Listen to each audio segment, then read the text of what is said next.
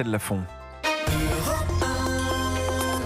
8h41, il est l'heure d'accueillir l'ami Alexandre Devecchio du Figaro. Bonjour Alexandre. Bonjour Alexis, bonjour Estelle, bonjour à tous. Journaliste au Figaro Magazine qui est là donc pour son édito. Je commence avec les mots d'Emmanuel Macron. L'épicentre de la langue française est sur le bassin du fleuve Congo et pas sur les quais de la Seine, parce que c'est là qu'il y a le plus de locuteurs. C'est avec ces mots que le chef de l'État a donc inauguré le nouveau campus de l'université Sangor en Égypte. Une phrase, Alexandre, qui a fait réagir et que vous avez trouvé plutôt maladroite. Pourquoi ?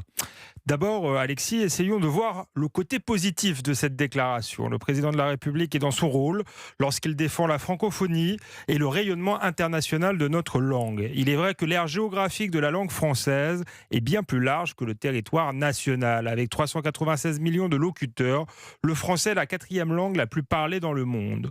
Autour du bassin du fleuve Congo, qui réunit de nombreux pays, dont le français est la langue officielle, on ne comptabilise pas moins de 77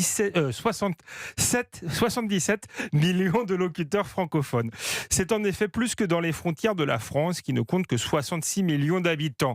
Il faut se réjouir de ce dynamisme, se réjouir que notre langue inspire des poètes et des écrivains à Kinshasa, Dakar ou Alger.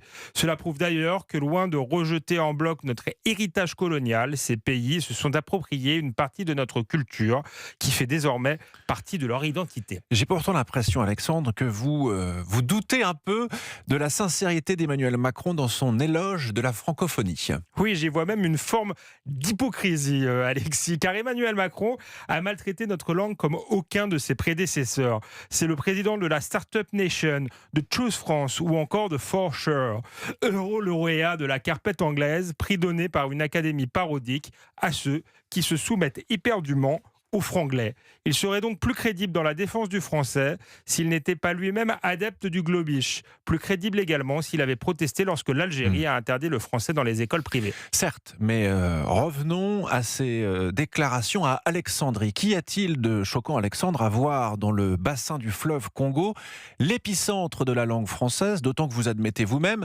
qu'il y a plus de locuteurs du français dans cette région que chez nous en France ? Le plus problématique, Alexis, dans la déclaration du président de la République, est l'emploi du mot épicentre. L'épicentre, selon le dictionnaire, c'est le point central, autrement dit le cœur battant. Pourquoi déplacer le cœur battant de la langue française en Afrique ? Et pourquoi opposer les quais de la Seine au bassin du fleuve Congo ? Pour flatter l'Afrique, Emmanuel Macron semble se sentir obligé de flétrir la France. On pourrait croire à une simple maladresse si cette petite phrase ne faisait pas écho à d'autres propos. Avant même son élection, Emmanuel Macron lançait dans un meeting « Il n'y a pas de culture française, il y a une culture en France, elle est diverse ».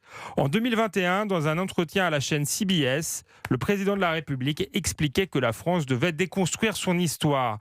Ces propos ne sont donc pas une maladresse, mais s'inscrivent dans une vision pas si éloignée de celle de Jean-Luc Mélenchon. Tous deux sont à leur manière adeptes du grand remplacement. Mélenchon pense que la vieille France est vouée à s'effacer devant la nouvelle France créolisée et islamisée. À peine moins radical, Emmanuel Macron pense que la culture française, son histoire et même sa langue sont appelées à se dissoudre dans un multiculturalisme globalisé. Vous insinuez, Alexandre, que Emmanuel Macron a du mal à rassembler les Français. J'ai bien l'impression, en vous écoutant en tout cas. Je pense que la France est dépassée. Moi, je crois que la France a encore un avenir devant elle. L'édito d'Alexandre Devecchio, journaliste au Figaro, retrouvé bien sûr sur Europe 1.fr. Merci Alexandre.